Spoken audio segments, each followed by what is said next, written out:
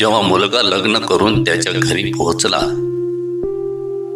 तेव्हा सर्वांनी विचारले की त्याला हुंड्यात काय मिळाले. मुलगा काही काळ गप्प बसला. मग जेव्हा त्याला त्याच्या नवरीचे रडणे ऐकू आले तेव्हा त्याला बोलण्याचे राहवले नाही.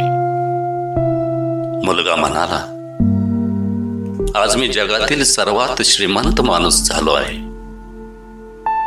एका पित्याने मला त्याच्या जीवापेक्षा प्रिय मुलगी दिली आहे. एका भावाने आपले प्रेम दिले, बहिणीने सावली दिली आणि एक आई जी जगाला सर्व काही देऊ शकते पण आपली मुलं बाळ देऊ शकत नाही, त्या आईने आपल्या कुशीत खेळलेल्या मुलीला मला दिले. आणखी काय हवे?